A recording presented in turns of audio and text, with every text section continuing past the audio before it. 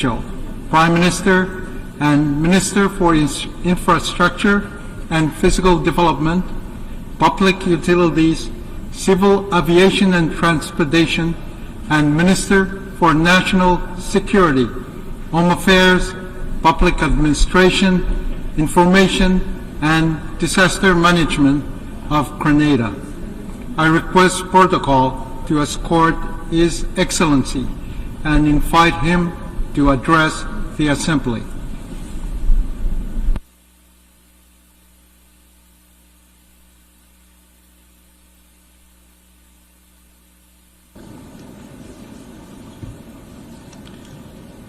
Mr. President, members of the Assembly, guests and friends, thank you for the opportunity to address this Assembly.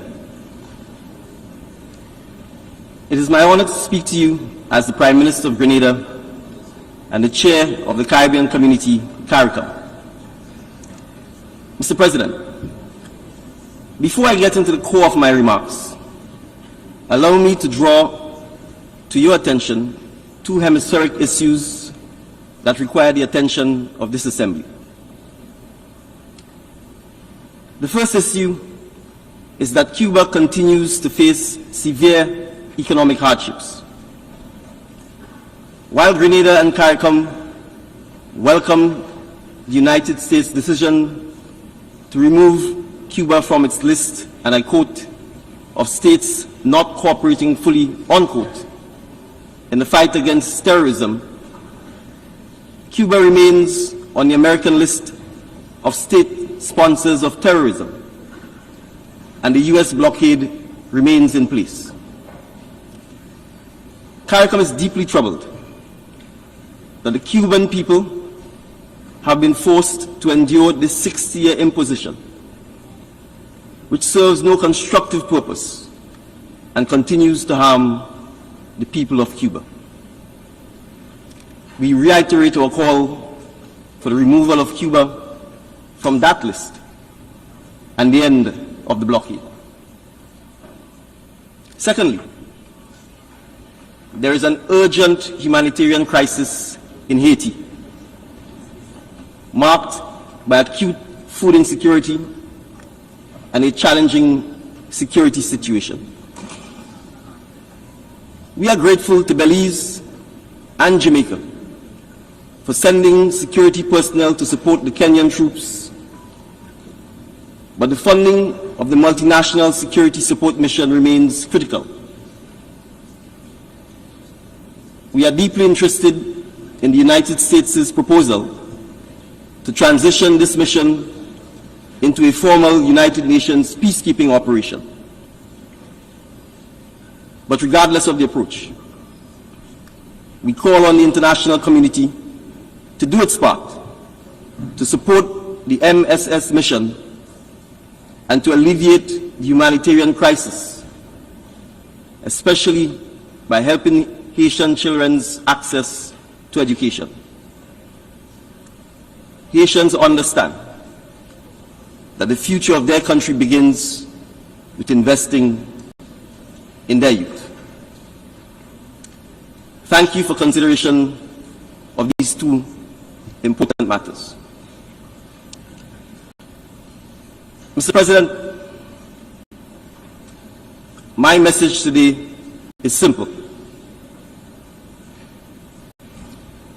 It can be summed up in one word: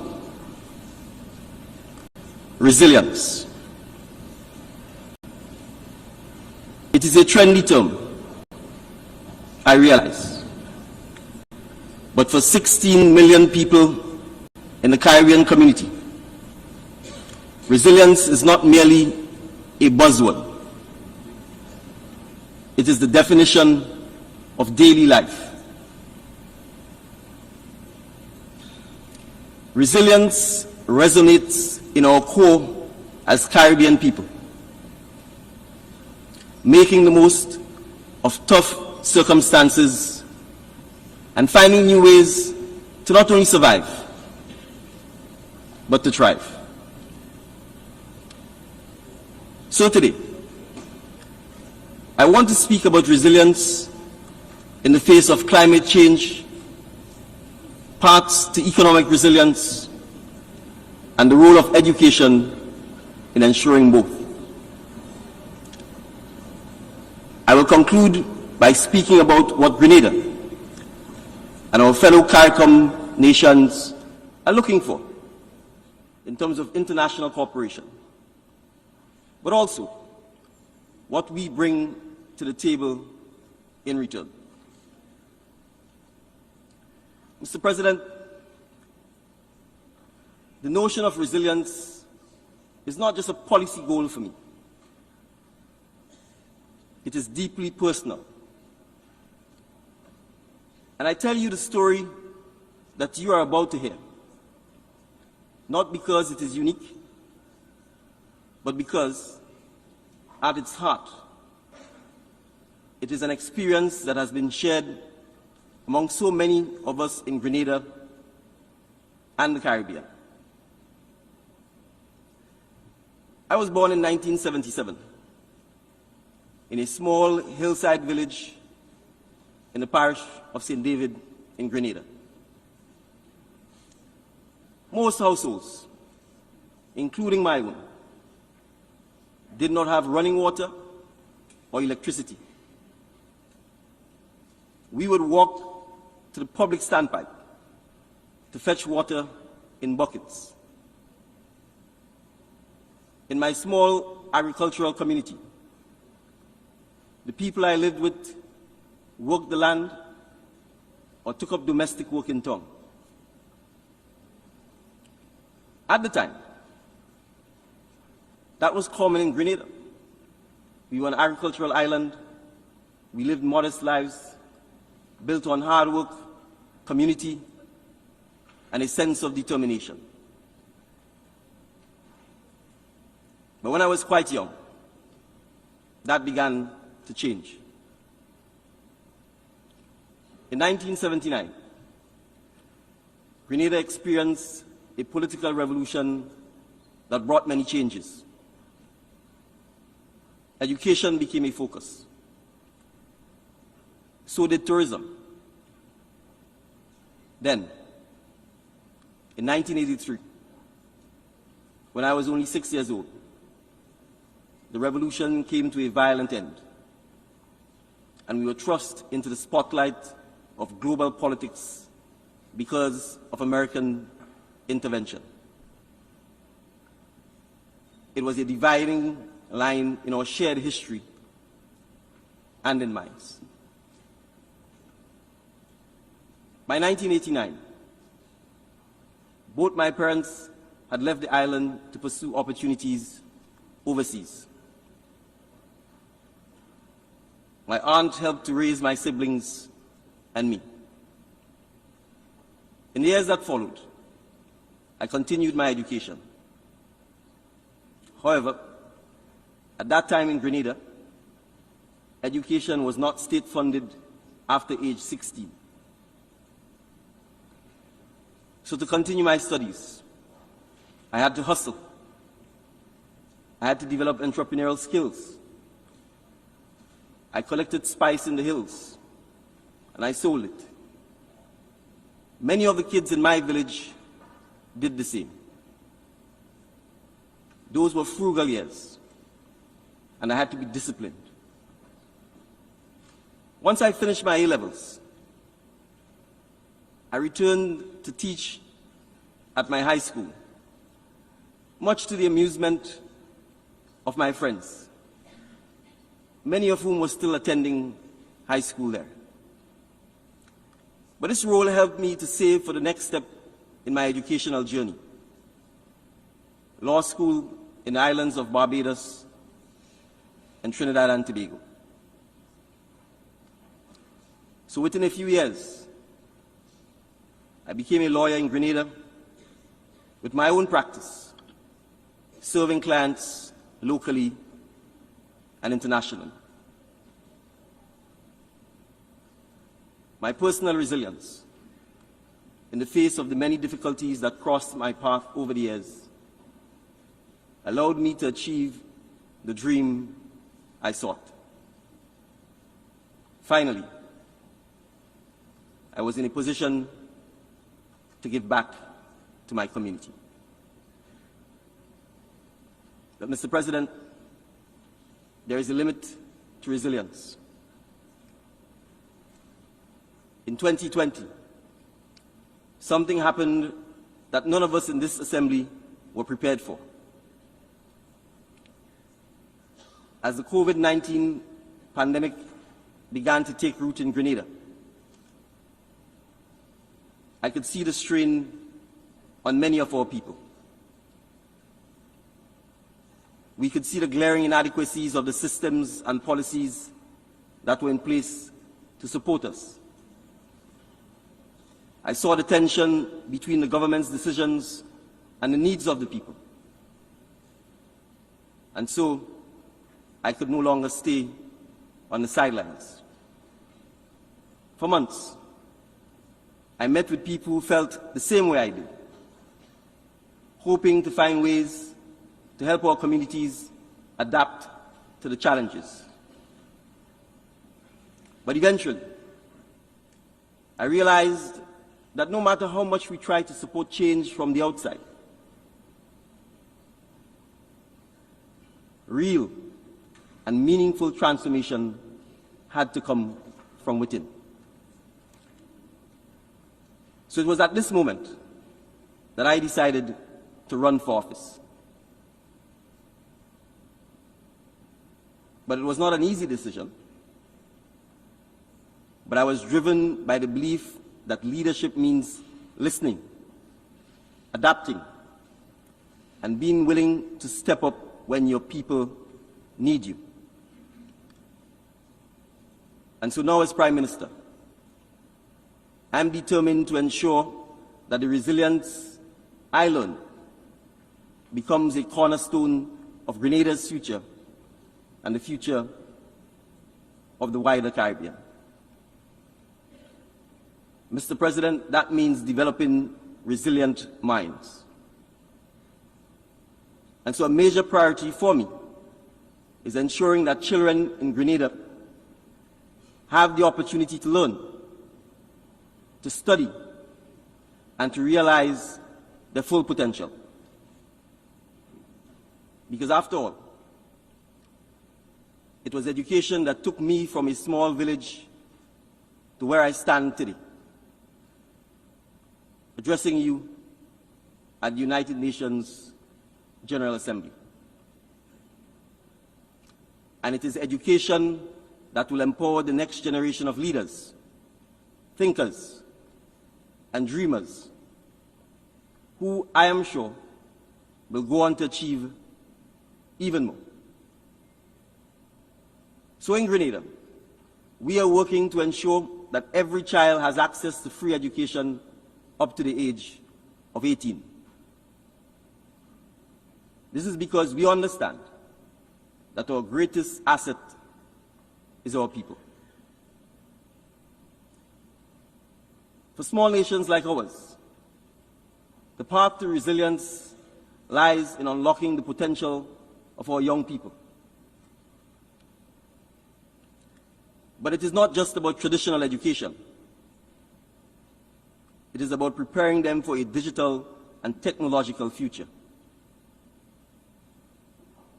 We need to ensure that they have access to digital education, to skills training, and the tools they need to compete in the global economy. Digital education and digitization more broadly is a priority for our government because we know that if we want to build future resilience in the next generation of young people, we need to prepare them with the relevant training now.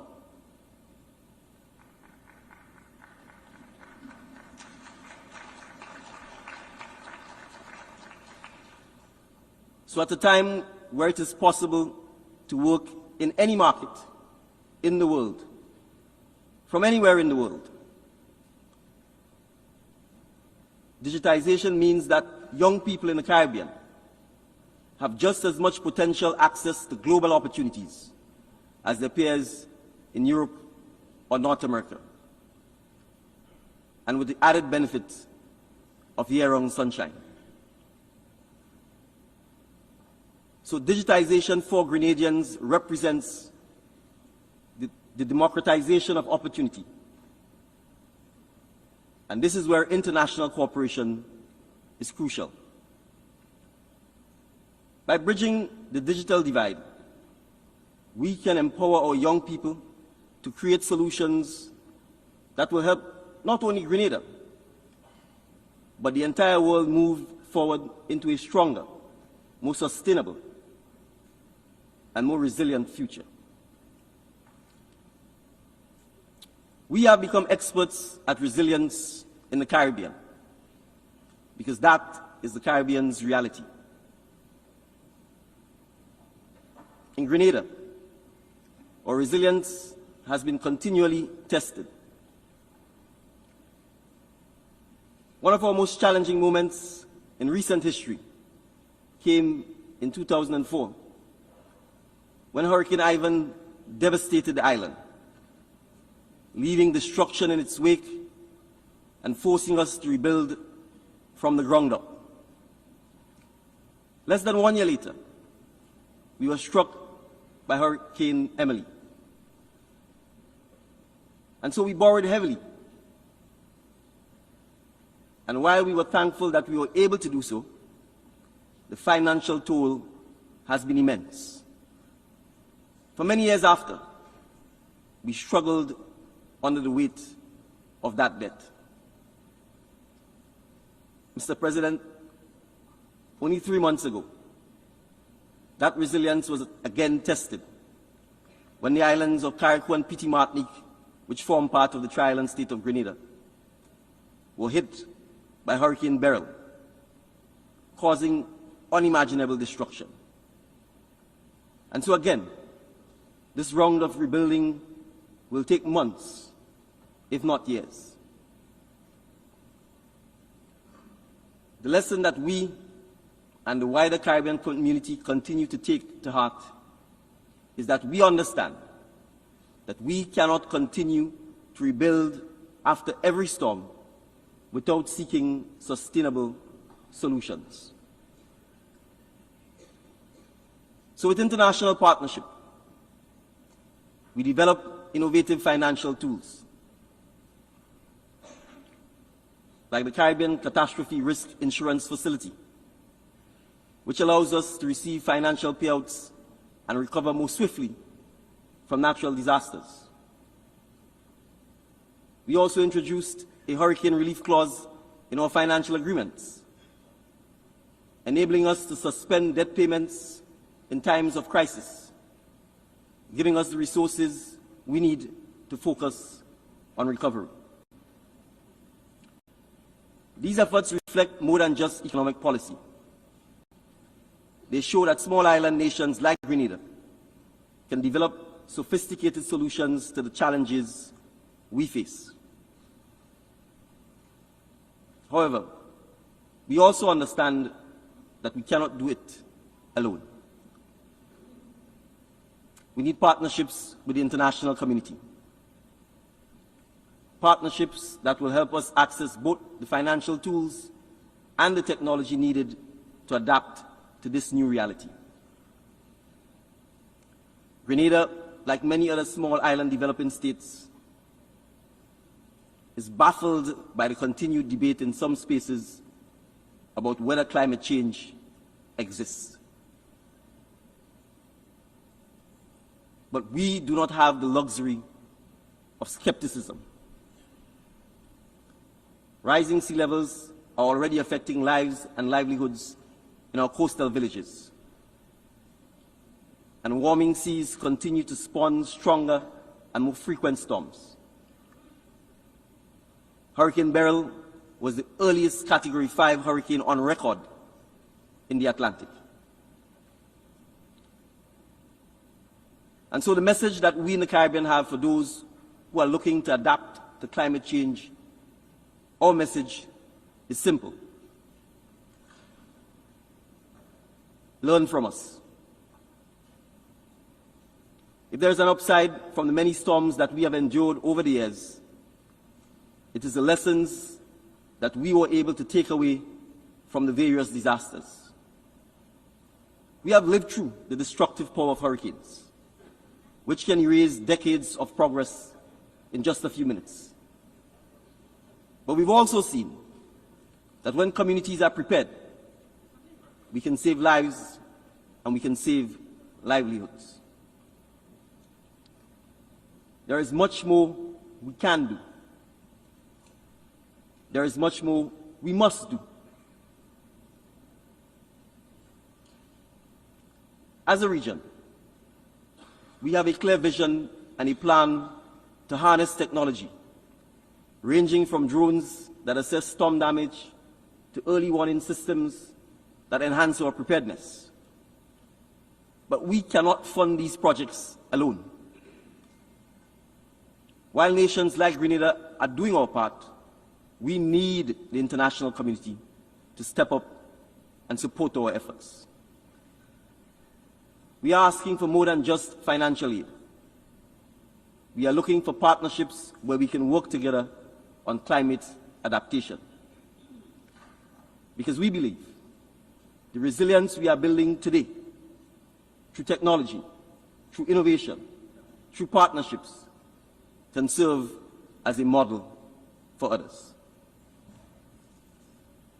My friends, we are a living lab on the front lines of global climatic challenge. Let us help you. To paraphrase a famous tourism slogan, what happens in Grenada does not just stay in Grenada. The lessons we are learning can help nations facing their own climate crises, from wildfires in Canada to flooding in Europe. Join us in testing ideas and technologies that can make a difference beyond Grenada. So in concluding, Mr. President, friends, colleagues, resilience is not something that can be built overnight. It requires partnerships, innovation, and a shared commitment to a better future. Today, I invite the international community to join us. We are asking for the $100 billion promised to support climate adaptation and mitigation to be met. Partnership, in our case, requires concrete financial support to help us rebuild with greater resilience. But beyond that, we are also inviting the international community to partner with us so that we can share our experiences and learn from one another. In return, we offer our lessons in resilience. We offer the knowledge that comes from living with and dealing with the worst of climate change, from building back after devastation, and from finding innovative policies and programs to secure a digital future. Grenada, CARICOM, stand ready to share these lessons with the world. Because, my friends, resilience is not just about surviving a storm. It is about ensuring that together we emerge from it stronger, more united, and more understanding of each other than ever before. Mr. President, I thank you for the opportunity to address this August Assembly.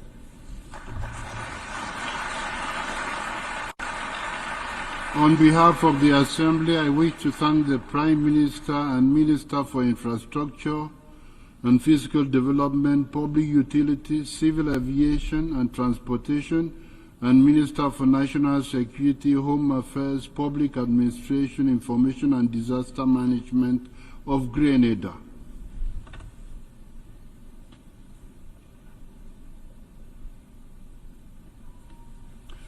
The Assembly will now hear an address by His Excellency Amadou Ouriba, Prime Minister, Head of Government of the Republic of Guinea.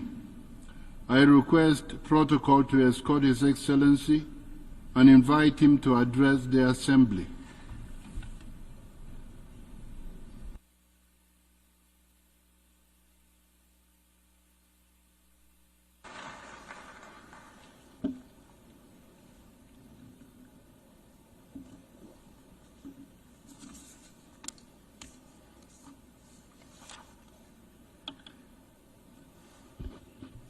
Monsieur le Secrétaire général, Secretary General, Monsieur le Président Yang, President Young, distingués chefs d'État et distinguished de heads gouvernement, of state and Mesdames government, et Messieurs les délégués, distinguished delegates, je me tiens devant I'm vous standing aujourd'hui before you today au nom on de behalf Son of His Excellence le Jean de Excellency, Cordamé General Mamadi of the Doumbouya, Armed Forces, Président de la Mamadi République Doumbouya, de Guinée, President of the Republic of Guinea, avec l'honneur et with la the honor and responsabilité responsibility de of représenter une representing nation a engagée nation dans that is une engaged refondation historique. in a historic transformation. Nous sommes ici We are pour here to affirmer reaffirm notre our détermination determination to à redéfinir redefine notre our avenir, future.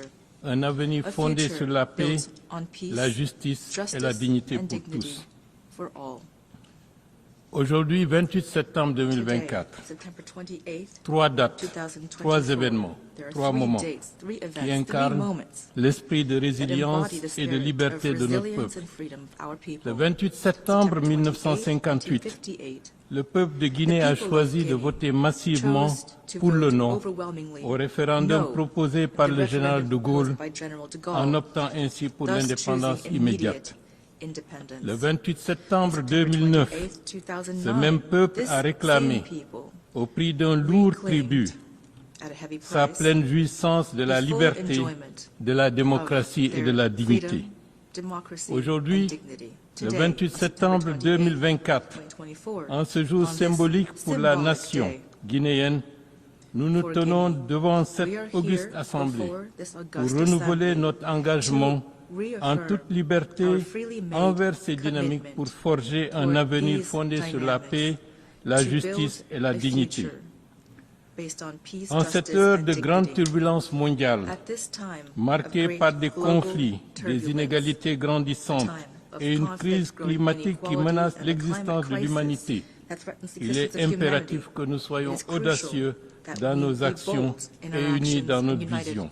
in our C'est vision. avec cette conviction This que is je my m'adresse à conviction vous. as I stand before Je you. souhaite tout d'abord saluer les Nations At the Unies, outset, cet I espace commend unique the de United dialogue et de Nations, this coopération, unique space for où dialogue toutes and les nations, cooperation, grandes where et all petites, nations, se rencontrent large sur and small, un pied can d'égalité meet on an pour equal construire footing un to monde build meilleur. a better world. Notre foi en Our cette faith in this institution est institution profonde, is a car profound elle est le one, reflet de nos for valeurs it communes reflects de our paix, de common développement values, durable et that de is respect des peace, droits de l'homme. sustainable development, and respect Nous savons for que les human rights. défis We know auxquels that the nous faisons challenges face we are aujourd'hui facing sont today immenses. are great ones. Mais nous savons But aussi we que also l'esprit know de that the spirit solidarité of et de solidarity coopération and qui a guidé cooperation cette that has organisation guided depuis this sa organization création since its est plus creation nécessaire que jamais. is more crucial than ever. Excellences, Monsieur le Président, Mesdames et Distinguished Messieurs, President, ladies and gentlemen, aujourd'hui la today, République the de Guinée Republic of Guinea est engagée dans un has ambitieux begun an ambitious processus process de profonde of a profound refondation de l'État, of its state, sous l'impulsion du led Comité by the national National du redressement Committee pour for le Reconciliation développement and et du Development, Président de la and République, by Son the Excellence President of le the Jean de Republic, His Cordarmé Excellency Mamadi General Doumbouya. of the Armed Forces, Nous avons Mamadi choisi de Doumbouya. tourner la We have page de chosen to turn l'instabilité the page pour on écrire une nouvelle instability, histoire, to write celle a d'une new nation résiliente history, a new qui se story, réinvente that of a pour offrir à resilient son nation peuple that is une vie reinventing digne, itself to provide its libre et people prospère. with a life full of dignity, freedom, La and Guinée prosperity. aspire à devenir Guinea un modèle de aspires to résilience become et de a renouveau model en of Afrique, resilience and renewal prouvant que in même Africa, face à thus l'adversité, proving that une in the face transformation of positive est adversity, possible. a positive transformation is L'exemple possible. le plus The éloquent most de striking notre example engagement of our envers la commitment to justice et la lutte justice contre and to combating l'impunité impunity est le procès historique is des événements the tragiques du 28 septembre historic 2009. trial regarding the Pour events la of première September fois dans 28, l'histoire de notre nation, 2009. Les responsables de cette tragédie ont été traduits en justice devant un tribunal national, marquant ainsi un tournant décisif dans notre combat contre l'impunité. Ce procès, devenu une référence mondiale, est un exemple pour l'Afrique. Il témoigne de notre volonté de refonder notre société sur des bases solides de justice, de vérité et de réconciliation, tout en inspirant d'autres nations à suivre la même voie de responsabilité et de transparence. Dans cette dynamique de refondation, Son Excellence le général de corps d'armée Mamadi Doumbouya a tracé une vision claire et ambitieuse pour guider la Guinée vers un avenir prospère axé sur trois piliers fondamentaux, le social, l'économique et le politique. Par ailleurs, nous ancrons ces actions dans 5 valeurs qui redéfinissent la gouvernance de notre pays. Par la rectification institutionnelle, nous bâtissons des institutions robustes, légitimes et impersonnelles. Par la refondation, nous renforçons l'intégrité de la vie publique. Par le rassemblement, nous unissons toutes les composantes de la nation.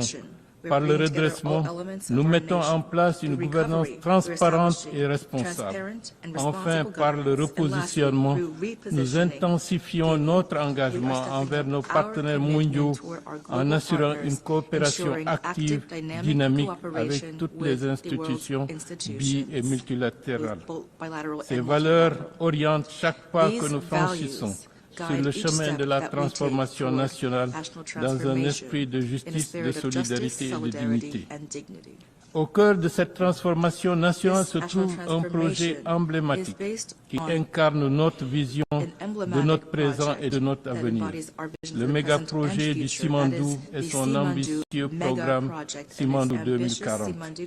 Simandou 2040 est né du projet minier qui fait que la Guinée est aujourd'hui en train de construire 670 km de voies ferrées multi-usages, un port minéralier pour l'exploitation des mines de fer du Simandou. Ce projet 2040 incarne bien plus qu'un simple projet minier. C'est un modèle de transformation globale pour la Guinée qui ambitionne de bâtir autour de ce projet un véritable programme sociétal et environnemental où l'homme et son environnement coexistent en harmonie. Contrairement à d'autres situations dans d'autres pays qui ont été victimes de la malédiction des ressources naturelles, nous tentons de refuser de suivre cette voie. Nous avons su tirer les leçons du passé et nous nous engageons à faire de Simandou un levier de prospérité partagée, de stabilité et de croissance durable. Mesdames et Messieurs, dans ce processus de refondation, nous puisons notre inspiration dans l'histoire riche et diversifiée de notre pays, une histoire marquée par des valeurs ancestrales de justice, de solidarité et de respect de la dignité humaine. Je rappelle que l'essentiel des empires qui ont existé en Afrique de l'Ouest ont eu leur base dans notre pays, qu'est la République de Guinée actuellement. De ce fait, depuis la charte de Kourakan-Fouga, proclamée en 1236, qui posait déjà les fondements d'une société juste en interdisant l'esclavage et en prônant l'égalité et la liberté pour tous, jusqu'à l'organisation du Fouta théocratique, reconnue comme terre d'asile et de protection pour les opprimés fuyant la traite négrière. La Guinée a toujours été un bastion des valeurs humanistes et de gouvernance équitable. Ces traditions se retrouvent dans les structures sociales de l'ensemble des régions du pays, que ce soit au niveau de la basse Guinée et de la Guinée forestière, où la gestion collective des ressources et la résolution pacifique des conflits étaient au cœur de la vie communautaire. Ceci nous rappelle que notre identité nationale est ancrée dans une quête effrénée de justice, d'empathie, de paix et de solidarité. Aujourd'hui, alors que nous construisons l'avenir de notre nation, nous réaffirmons ces valeurs dans le projet de constitution que nous sommes en train de proposer au peuple de Guinée. Nous voulons bâtir un un beginning. État We moderne would like qui to build a intègre ces modern principes state that intemporels, incorporates these un timeless État où chaque principles, a state in citoyen, which quelles each que soient ses citizen, origines, regardless of their sa culture origins, ou sa culture, foi, or faith, trouve sa place dans un tissu has a social role to harmonieux et play solidaire. in a harmonious and close-knit Mesdames et social Messieurs, fabric. le chemin Ladies and vers la gentlemen, refondation this ne path peut toward être parcouru transformation seul. Nous cannot appelons à un be soutien accomplished international, single-handedly. sincère We're et calling for renforcé, sincere fondé and sur le strengthened respect mutuel, international support based l'écoute on et mutual l'accompagnement respect, dans la poursuite de nos understanding, and objectifs support communs. as we pursue La our Guinée common ne goals. sollicite Guinea pas la is not asking compassion, for mais elle compassion, rather propose it's un proposing a partenariat, une partnership, alliance an active et active and dynamique dynamic pour alliance construire so we can ensemble come un together monde to en build devenir. a world. Cette période better représente world. aussi This une opportunité period also unique is a pour unique mon pays opportunity for de Guinea to redéfinir son redefine rôle its sur la role scène on the internationale international en arena tant qu'acteur engagé as et a responsable, committed and responsible contribuant à la actor that stabilité contributes to régionale regional et stability par and conséquent to à la paix peace in mondiale. the world. Nous avons participé activement We aux have efforts taken active part de maintien de la paix in sous l'égide des peacekeeping Nations Unies efforts et, led by the et United nous continuerons Nations, à le and we will faire, continue convaincus to que la do so. paix We est are la convinced condition that première du peace développement et de is the key justice. precondition for D'où notre development and prédisposition justice. à fournir près That de is why we're going to 650 provide policiers et gendarmes more than pour la 650 police and stabilisation gendarmes for d'Haïti, the la martyre. stabilization of Haiti. Cependant, This la martyr paix ne country. peut être atteinte qu'à However, travers une peace coopération can only be renforcée achieved et une through réforme strengthened significative des cooperation and institutions meaningful multilatérales. reforms of C'est multilateral pourquoi nous institutions. devons And that is également why we must repenser also notre approche rethink our approach pour résoudre les to conflits resolving persistants dans la région du persistent Sahel. conflicts in the region Il of est the temps de Sahel. dépasser It is les high time to réponses transcend exclusivement purely militaires et military meurtrières responses. et de promouvoir une It is time to stratégie promote intégrée an qui integrated combine le strategy développement that économique, combines le economic renforcement development, des institutions, institutional une coopération strengthening, régionale and renforcée. heightened regional cooperation. L'adjuvant de cette approche est la pleine jouissance This de chaque approach communauté, should be focused peuplant on ce each grand espace community de sa liberté, in this du vast respect de space son to enjoy identité their freedom, et la respect, reconnaissance identity, de and ses droits recognition of dans un their espace own étatique rights multiethnique in et a multi-ethnic multiconfessionnel. and multi-faith C'est cela qui va state space. rassurer et assurer This la is cohésion what can nationale ensure et le bon national vivre ensemble. cohesion and peaceful Le Conseil de coexistence. sécurité des The Nations Unies Security doit Council aujourd'hui of the refléter United véritablement Nations today la must truly diversité reflect the et les diversity aspirations and du monde d'aujourd'hui. aspirations of the world Nous soutenons of fermement today. le We consensus strongly des support the Ulvini Azovini et nous consensus, appelons à une and we représentation call for plus a équitable more et plus equitable and démocratique democratic au sein des representation instances within decision-making décisionnelles. bodies.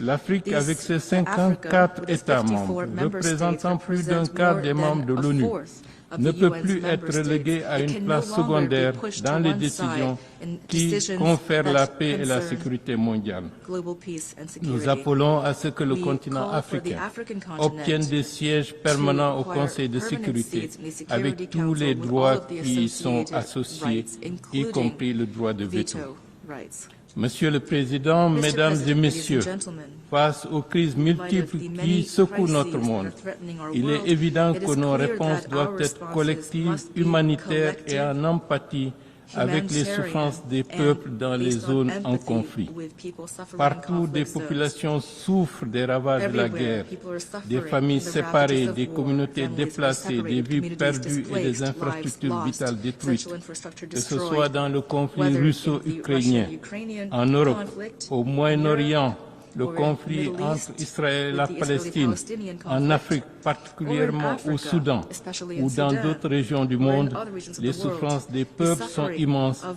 et ne the connaissent people ni is frontières immense ni and nationalité. transcends borders À and ces tragédies nationalities. humaines s'ajoutent les effets To human dévastateurs tragedies, there du also changement are climatique devastating effects qui of climate exacerbent change, les which are conflits et exacerbating augmentent conflicts and la increasing the vulnérabilité vulnerability des plus démunis. of the- En those réaffirmant who have the notre least. engagement We à faire reaffirm inscrire le our massif du commitment Fouta Jalon to sur la liste du including patrimoine the mondial de Fouta l'UNESCO, Jalon Highlands to- nous on envoyons the UNESCO un World signal Heritage fort en faveur list. de la This would send a préservation de strong nos message écosystèmes, in favor of où 15 États sont environmental concernés. protection. Par ce biais, nous œuvrons And in à un doing so, changement des we paradigmes are striving dans la for a gouvernance paradigm régionale en change Afrique de in l'Ouest. regional governance in L'avenir West de nos Africa. nations The repose future sur of notre our nation capacité à investir également dans notre jeunesse, car elle représente la plus grande richesse de nos pays, en offrant aux jeunes les opportunités et les moyens de réaliser leur plein potentiel.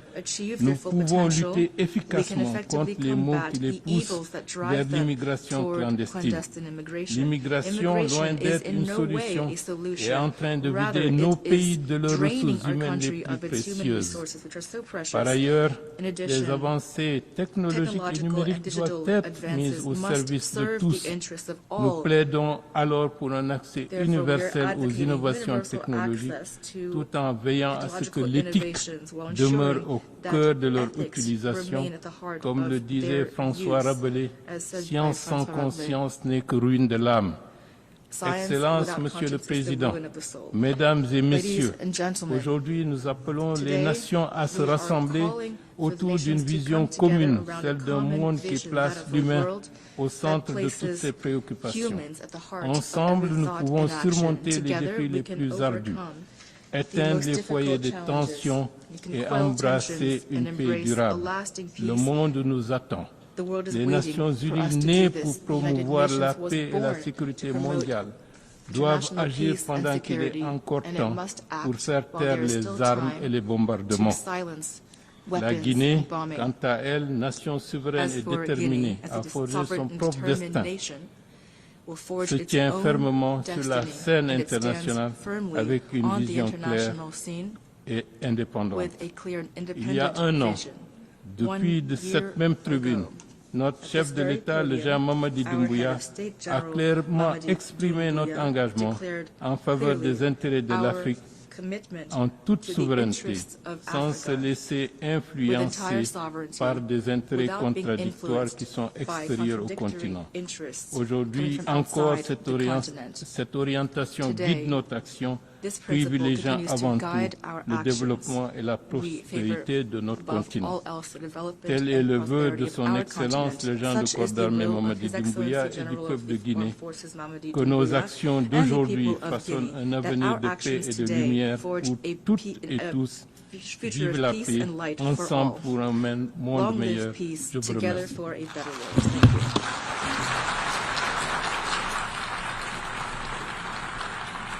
On behalf of the Assembly, I wish to thank the Prime Minister, Head of Government of the Republic of Guinea.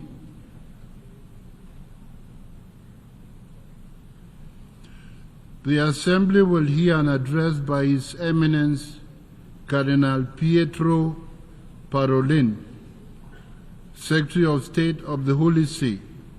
I request protocol to escort His Eminence and invite him to address the Assembly.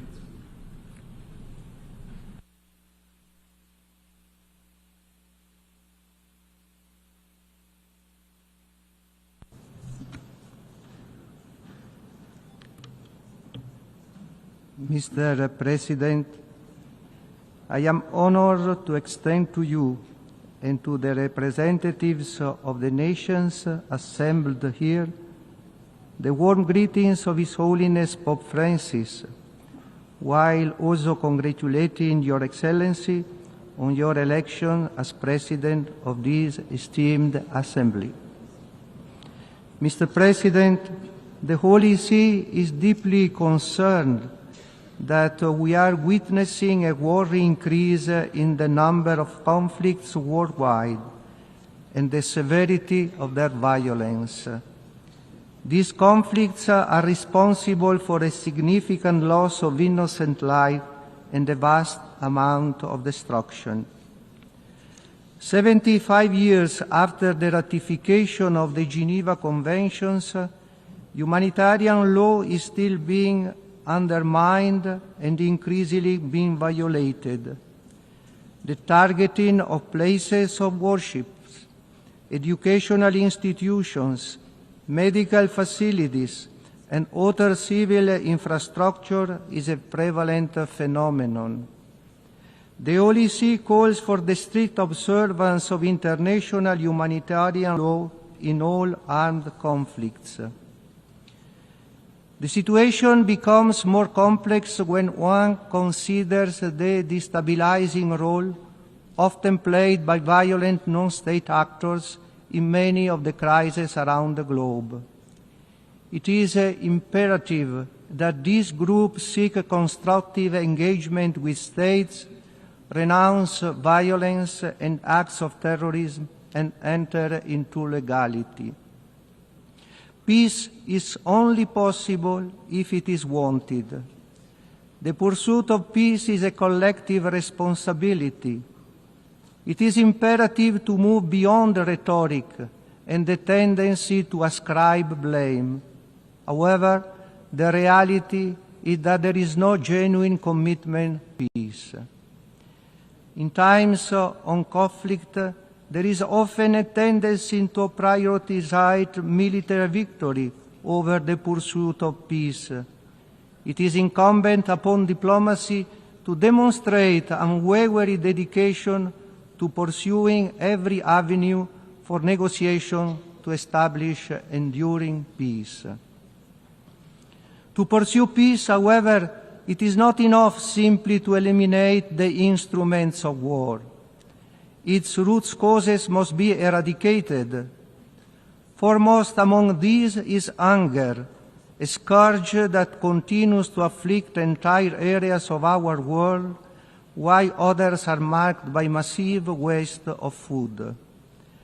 Nevertheless, the prevailing tendency has been to maintain the growth in military expenditure while striving to fulfill the commitments made on sustainable development.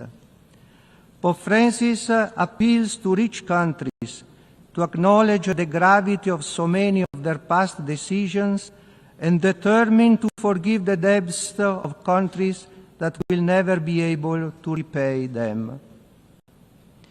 It is easy to become complacent and resigned in the face of the constant stream of new forms of poverty. However, this dramatic situation can be encountered all around us, not only in certain parts of the world.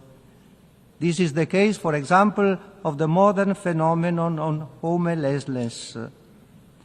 Poverty has a particularly detrimental impact on women, often trapping them in a vicious cycle of unfortunate circumstances, resulting in isolation and abandonment before they are forced to make desperate and unwelcome decisions. Pope Francis says the path to peace calls for respect for life, for every human life, starting with the life of the unborn child in the mother's womb, which cannot be suppressed or turned into an objective of trafficking.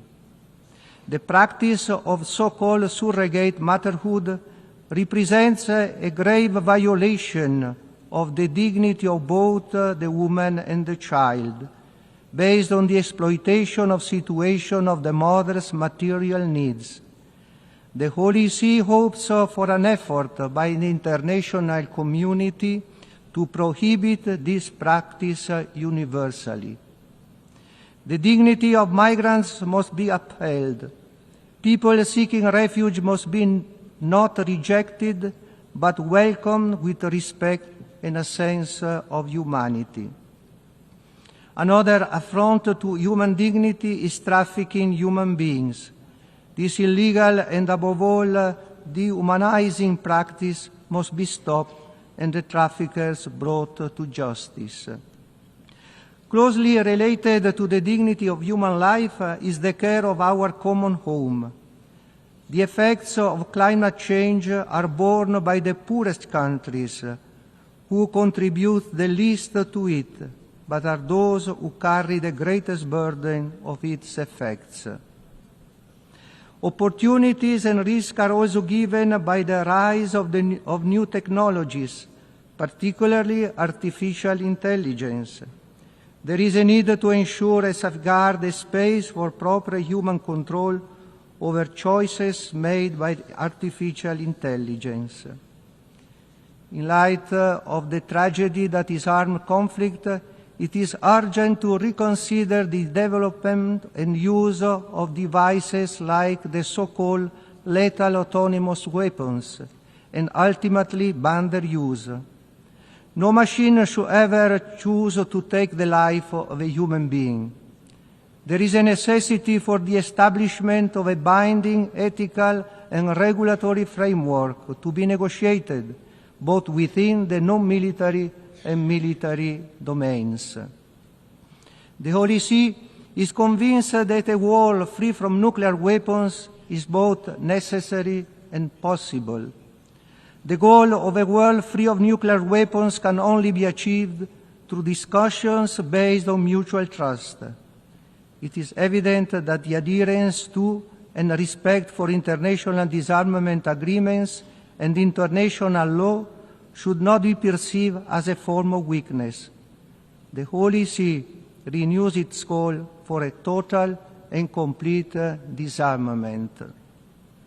Unfortunately, as Pope Francis says, we are witnessing a third world war fought piecemeal.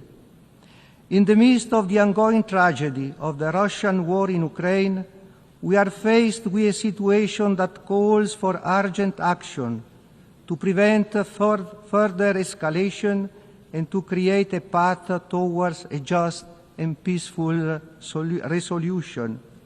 While diplomatic efforts are crucial, it is evident that military engagement continues to prevail. It is therefore essential to find ways to encourage gestures of goodwill and spaces for direct dialogue between the parties involved. The Holy See continues to be worried about the ongoing stability in the Middle East, particularly following the terrorist attack of 7 October 2023 in Israel by Hamas and other armed Palestinian groups. However, the military response by Israel, considering the high number of civilian casualties, raises many questions about its proportionality. The Holy See calls for an immediate ceasefire in Gaza, the West Bank, as well as the release of Israeli hostages in Gaza, and urges humanitarian assistance to the Palestinian population. The Holy See reaffirmed that the only viable solution is a two-state solution with Jerusalem having a special status. The Holy See expresses serious concern regarding the situation in Jerusalem, where several discriminations and harassments are taking place, hindering the peaceful coexistence for Christians, Jews, and Muslims. It condemns all anti-Christian acts perpetrated months ago by a minority of Jewish individuals and calls on the authorities to continue confronting this ideological deviation firmly and clearly. The current situation in Lebanon represents a significant cause for concern for the Holy See. The ongoing intensification of the conflict between Hezbollah and the Israeli military is putting at high risk the whole region. The Holy See demands that all parties adhere to the principles of international humanitarian law and halt the escalation and enter into a ceasefire without delay. Furthermore, the Holy See highlights the humanitarian crisis in Syria and urges the international community to do more in supporting the Syrian people who feel hopeless about their future. The ongoing armed conflict in Sudan has resulted in an unprecedented humanitarian crisis, with displaced persons, particularly women and children, succumbing to starvation and malnutrition. The Holy See urges the international community to promote peace negotiations and provide the population with vital humanitarian aid. The Holy See calls for more humanitarian support in the Cabo Delgado province in Mozambique, affected by armed conflict for 7 years now, with almost 905,000 internally displaced persons who are facing alarming levels of suffering, insecurity, and poverty. The situation in the eastern part of the Democratic Republic of Congo is deteriorating rapidly, leading to a disturbing increase in the humanitarian crisis. The withdrawal of the MONUSCO by the end of the year is likely to create a security vacuum. It is crucial to continue supporting diplomatic efforts to find an appropriate and sustainable solution to the ongoing conflict. The OLC follows with great preoccupation the social political situation in South Sudan, aggravated by the humanitarian crisis, the recent floods and the conflict. It calls on the international community to show solidarity with the population and urges all the country's leaders to place the well-being of the people at the center of their political agenda. The spread of jihadist threats in the Gulf of Guinea is causing concern for the security of not just the Sahel, but all of West Africa. Christians are being targeted, while climate change and armed attacks are worsening the food crisis and causing children to drop out of school. Immediate and long-term action is needed to prevent a loss of education and stability in the region.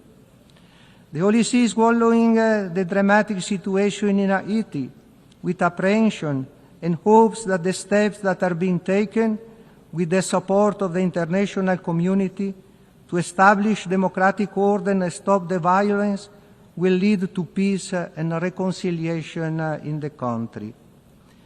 The dramatic situation and the dire need for humanitarian aid in Myanmar, which has been exacerbated by an increase in armed conflict in recent months and made worse by severe flooding, are also a source of deep concern. The OLC calls on all parties to seek a durable, peaceful solution to the situation and to ensure access for humanitarian aid to all affected communities without prejudice. The OLC follows with great attention to what is happening in Nicaragua.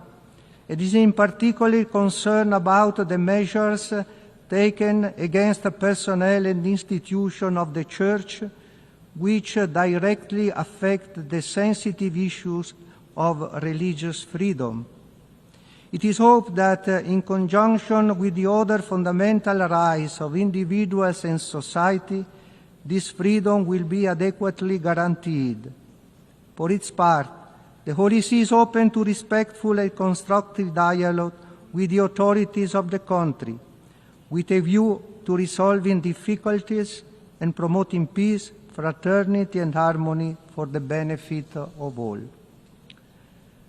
The recent presidential elections in Venezuela have demonstrated that despite the numerous challenges faced, the Venezuelan people continue to place their trust in the democratic values enshrined in the Constitution. These democratic values are founded upon the sovereignty of the people, which is expressed through the act of voting. In the serious crisis that followed the announcement of the result, with several deaths, numerous detentions, also of minors, and the use of violence, the OLC, deeply saddened and worried, appeals to the authorities of the country and to all those who have any responsibility for what has happened to respect and protect the life, dignity, human rights, and fundamental freedoms of its citizens. Furthermore, it calls upon them to seek ways to resolve the present situation for the good of all, including with the assistance of members of the international community who have declared themselves willing to help in a flexible and reasonable manner. The OLC encourages the talks between Armenia and Azerbaijan so that they may continue the dialogue, assist the displaced persons, respect the places of worship of the different religious denominations, and reach a final peace treaty between the parties as soon as possible. The OLC looks also favorably on the aspiration of the Balkans countries to join the European Union and hopes that this objective will be achieved as soon as possible.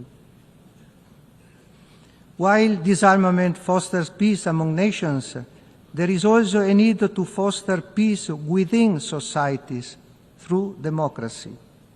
It is the result of a considered and committed acceptance of the values that inspire democratic procedures. Democracy is founded upon the tenets of freedom of expression and the fundamental principle of the respect for the will of the people. This implies that changes in the holders of power can occur. However, there is an increasing tendency to alter constitutions or to modify electoral rules and procedures for the purpose of remaining in power. Democracy entails respect for the established rules and the recognition of the expressed will of the people.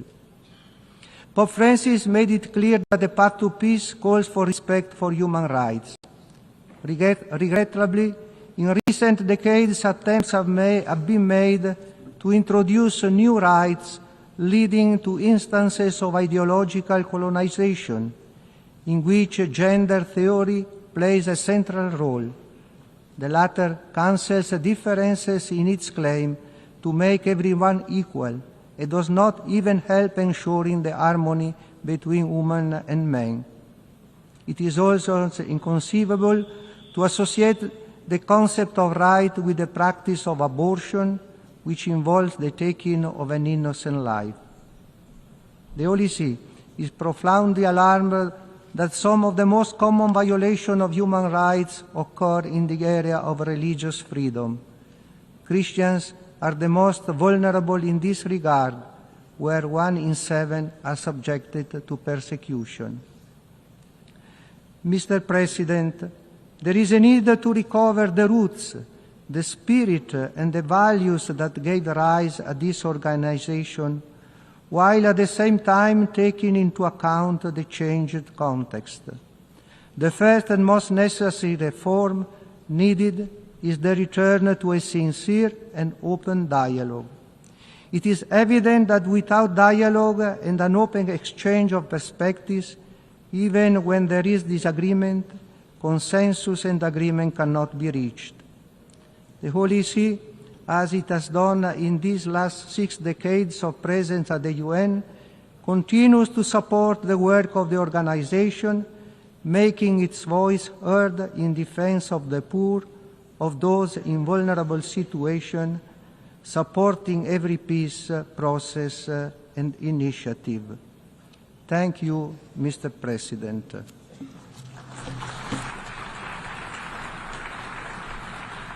On behalf of the Assembly, I wish to thank the Secretary of State of the Holy See.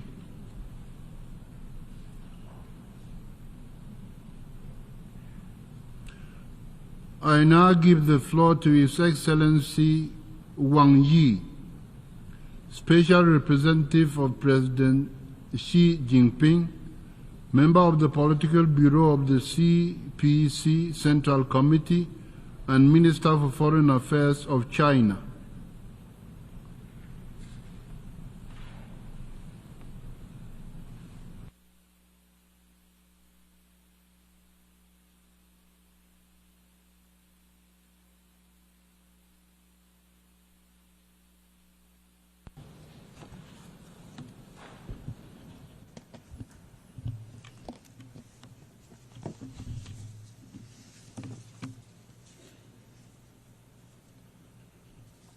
Mr. President, colleagues, today, humanity has once again come to a historical crossroads.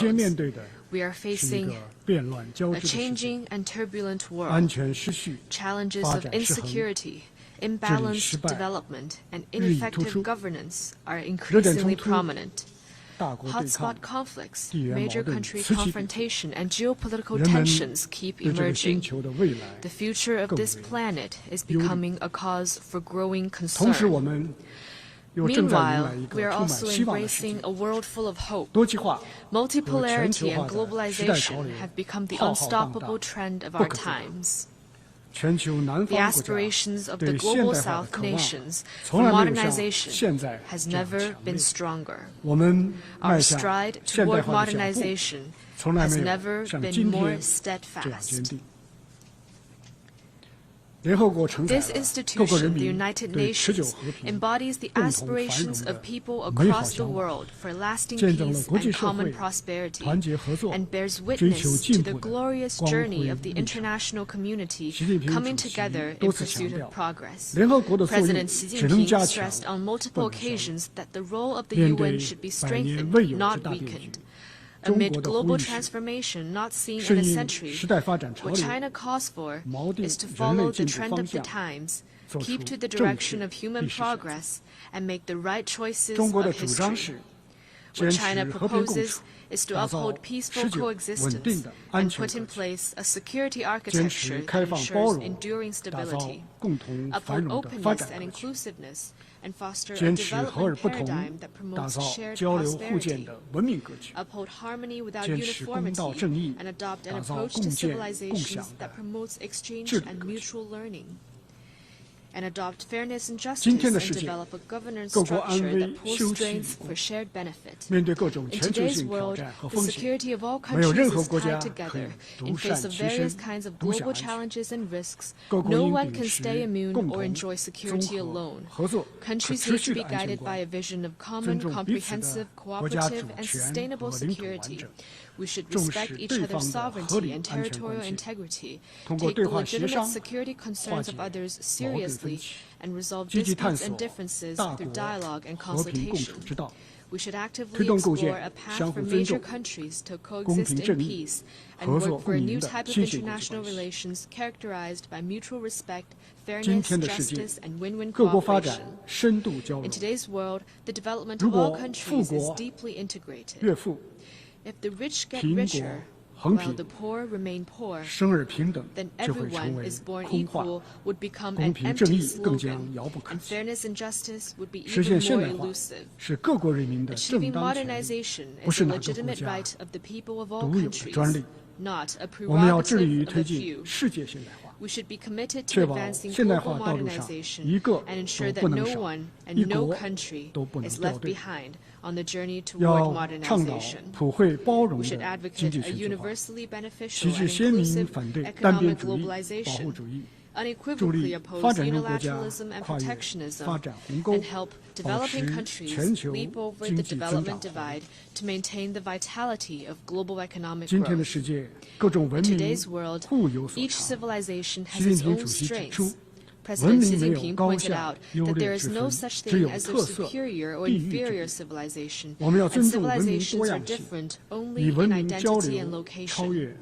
We should respect the diversity of civilizations and strive to replace estrangement and clash of civilizations with exchanges and mutual learning. We should advocate humanity's common values, namely peace, development, equity, justice, democracy, and freedom. Refrain from conducting values-oriented diplomacy and oppose ideology-based confrontation. We should respect each other as equals and help each other succeed with an inclusive mind. In today's world, countries should all enjoy sovereign equality. As a large number of global South nations are growing with a strong momentum, gone are the days when one or two major powers call the shots on everything. We should advocate an equal and orderly multipolar world and see that all countries, regardless of their size, have their own place and role in the multipolar system. We should practice true multilateralism, oppose hegemonism and power politics, and make international relations more democratic. We should follow the principle of extensive consultation and joint contribution for shared benefits and make global governance more just and equitable. Mr. President, peace is the most precious thing in our world today. You may wonder if there is a path leading to peace. In fact, peace is the path. Without peace, development will not sustain. Without peace, cooperation cannot happen. For the sake of peace, a single race of hope not to give up. The slightest chance deserves a 100-fold effort. An end to the Ukraine crisis remains elusive.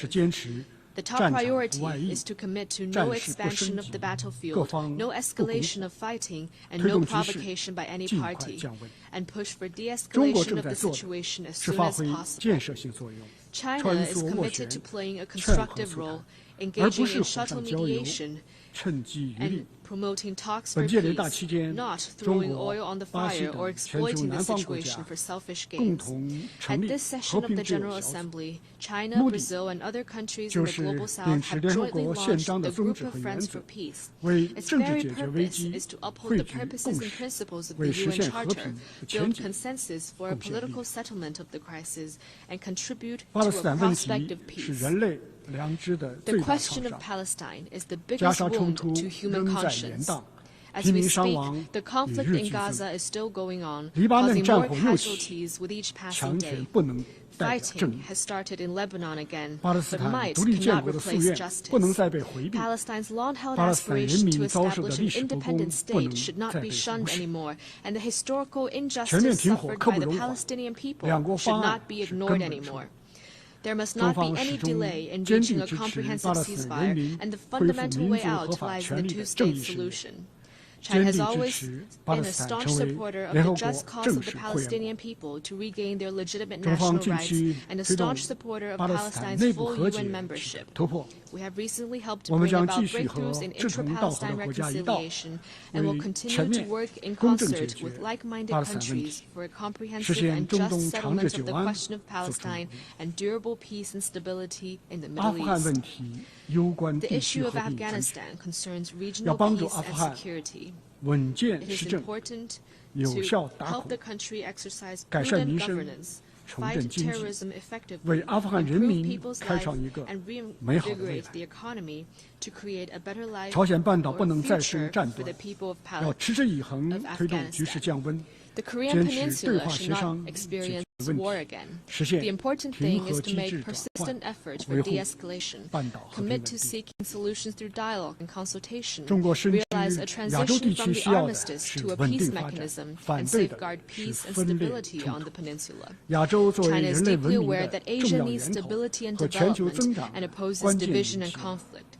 As an important origin of human civilization and a key engine of global growth, Asia has the wisdom and capability to stabilize the situation through regional cooperation and handle differences properly through dialogue and consultation. We are firmly against the meddling by countries outside the region and will firmly resist attempts by any force to stoke trouble and confrontation in the region. Mr. President, as the world faces increasingly serious challenges, China has never opted to be an indifferent spectator. Instead, we've been playing a bigger part in global governance than ever before. President Xi Jinping has put forth the Global Development Initiative, the Global Security Initiative, and the Global Civilization Initiative in recent years. They carry China's wisdom for resolving various difficult issues confronting humanity and bring impetus from China for improving global governance. In the face of uneven and inadequate global development, China's proposal is to put development at the top of the global agenda, focus on delivering the Sustainable Development Goals of the UN 2030 Agenda, increase input in development, and help developing countries better respond to different risks and challenges. At the recent Beijing summit of the FOCAC on China-Africa cooperation, President Xi Jinping outlined 10 partnership actions to be taken together with Africa to advance modernization, and announced the decision to give over 40 LDCs, including those in Africa, zero tariff treatment for 100% tariff lines. China is the first major developing country and the first major economy to take such a significant step. In the face of unilateral bullying acts such as sanctions and blockade, China firmly supports countries in defending their legitimate rights, upholding the equity and openness of the international system, making global development more coordinated and beneficial for all, and jointly opposing technology blockade and rejecting decoupling or severing supply chains. Sanctions and pressure will not bring monopolistic advantages. Suppressing and containing others will not solve problems at home. The right of people of all countries to pursue a better life should not be taken away. Here, we once again urge the United States to completely lift its blockade, sanctions, and terrorism-related designation against Cuba. In the face of aggravating ecological challenges, China is firmly committed to a path of green, low-carbon, and sustainable development. We will move from carbon peaking to carbon neutrality in the shortest time span in world history, contributing China's efforts to harmonious coexistence between humanity and nature. At the global level, the principle of common but differentiated responsibilities must be upheld, and the Paris Agreement must be implemented in earnest. Developed countries should assist developing countries in developing their capacity to cope with climate change. Touting the need of climate response while suppressing the green industries of others will only hold back global progress toward green transition. In the face of burgeoning artificial intelligence, China is committed to taking a people-centered approach, developing AI for good, and putting equal emphasis on development and security. We are working to explore and establish widely recognized international rules and standards. China supports the UN's role as the main channel for global AI governance and is committed to strengthening international cooperation on AI capacity building. China has put forth the AI capacity building action plan for good and for all. We are ready to make more contribution to the sound, orderly, fair, and inclusive development of AI. In the face of the task of human rights protection, China maintains that all countries' right to independently choose their path of human rights development should be respected. No country should impose its own will on others or interfere in others' internal affairs in the name of human rights. In human rights protection, China is committed to putting people first and promoting the free and well-rounded development of the people. We have found a path of human rights development that suits China's national conditions. China is ready to engage in equal-footed dialogue and exchanges with all countries and UN human rights bodies and jointly promote the sound development of the global human rights cause. Mr. President, Taiwan is an inalienable part of China's territory. This is the history and the reality. Both the Cairo Declaration and the Potsdam Proclamation stated in explicit terms that all the territories Japan had stolen from the Chinese, such as Taiwan and the Penghu Islands, shall be restored to China. And this constitutes an important part of the post-war international order.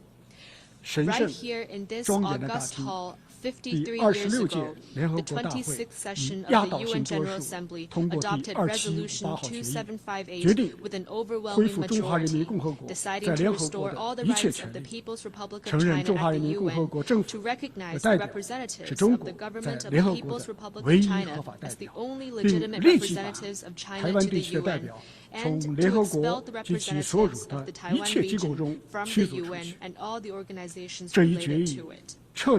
Once and for all, the resolution resolved the issue of the representation of the whole of China, including Taiwan, in the UN. It made clear that there is no such thing as two Chinas, or one China, one Taiwan.